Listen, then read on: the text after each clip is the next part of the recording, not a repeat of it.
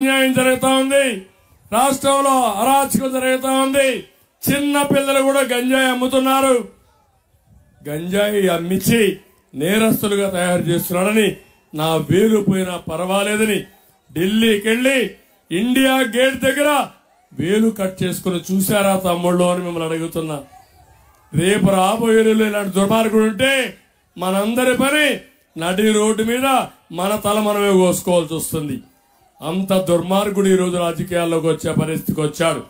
నేను అందుకే ఈ నెల్లూరులో చెప్తున్నాను, ఆత్మకూరులో చెప్తున్నాను, మీరు కొట్టే దెబ్బ అదిరిపోవాలి. సిద్ధమా అని మిమ్మల్ని అడుగుతున్నా. ఒక సీనియర్ నాయకుడు, అనుభవం ఉండే వ్యక్తి ఆనం రామనారాయణ రెడ్డి, అభివృద్ధి చేయడం తెలిసిన వ్యక్తి, చేసి నిరూపించిన వ్యక్తి, అనుభవం రాజకీయ కుటుంబం. మళ్లీ ఆత్మకూరుకు అభివృద్ధి జరగాలంటే రామనారాయణ రెడ్డి రావాలి.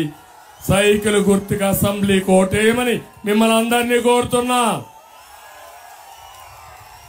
ఇంకో పక్క రెండో బటను వేమిరెడ్డి ప్రభాకర్ రెడ్డి గారు.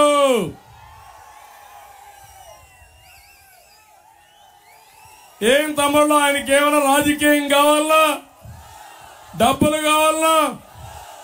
సేవాభావంతో పనిచేసే వ్యక్తి, సంపాదించిన డబ్బులు ప్రజల కోసం ఖర్చు పెట్టే వ్యక్తి. ఈయనకి ఎవరు పోటీ చూశారా మీరు? చూశారా మీరు?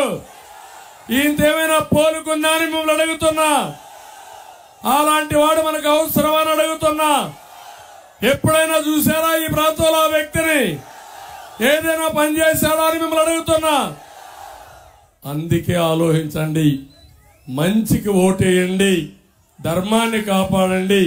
ప్రభాకర్ రెడ్డికి ఓటేస్తే ఈ ప్రాంతం అభివృద్ధి అవుతుంది, మీ పిల్లలకు ఉద్యోగాలు వస్తాయి, మీ భవిష్యత్తు బంగారు భవిష్యత్తు అవుతుందని చెప్పి నేను మీకు తెలియజేస్తున్నా.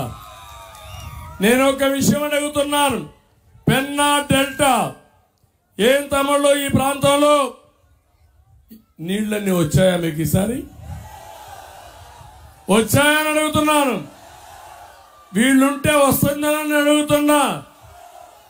ఈ ప్రాజెక్టు కట్టింది సోమశిల ఎన్టీ రామారావు గారు ఉన్నప్పుడు 36 టీఎంసీ నీళ్లు కెపాసిటీ ఉంటే కాదు నా నెల్లూరు జిల్లాకి ఇవ్వాలని 78 టీఎంసీ పెంపు చేసిన వ్యక్తి ఎన్టీ రామారావు గారు, గుర్తుపెట్టుకోవాలి మీరు.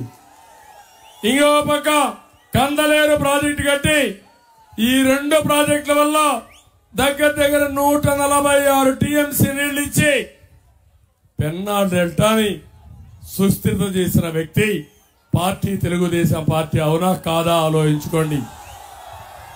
అదే సమయంలో తెలుగు గంగ నీళ్లు అండర్ గ్రౌండ్ లో పైపుల్లో చెన్నైకి తీసుకుపోవాలంటే కాదు, సోమశిలకు రావాలి, కందలేరు నిండాలి, ఆ తర్వాత ఈ నీళ్లు ఇక్కడి నుంచి నేరుగా కాలువ ద్వారా చెన్నైకి తీసుకుపోవాలని ఆ రోజు ప్రవేశపెట్టిన వ్యక్తి ఎన్టీ రామారావు గారు.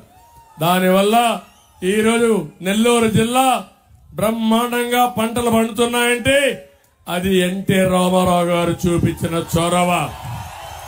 ఇది చరిత్ర అవునా కాదా అని అడుగుతున్నా మిమ్మల్ని. నేను అడుగుతున్నా, నేనున్నప్పుడు కూడా నీళ్లు రాకపోతే నేరుగా శ్రీశైలం నుంచి నీళ్లు తీసుకొచ్చి ఆ రోజు 45 టీఎంసీ నీళ్లు ఇచ్చి పంటలు కాపాడిన పార్టీ తెలుగుదేశం పార్టీ. ఇప్పుడు మీరు చూడండి, ఆ ప్రాంతం దెబ్బతినింది, 95 కోట్లు రిపేర్ అవుతుంది. చేశారా తమ్ముళ్ళు అని మిమ్మల్ని అడుగుతున్నా. రేపు ఆ ప్రాజెక్టు కొట్టుకోకపోతే ఎవరో కారణం అని మిమ్మల్ని అడుగుతున్నాను.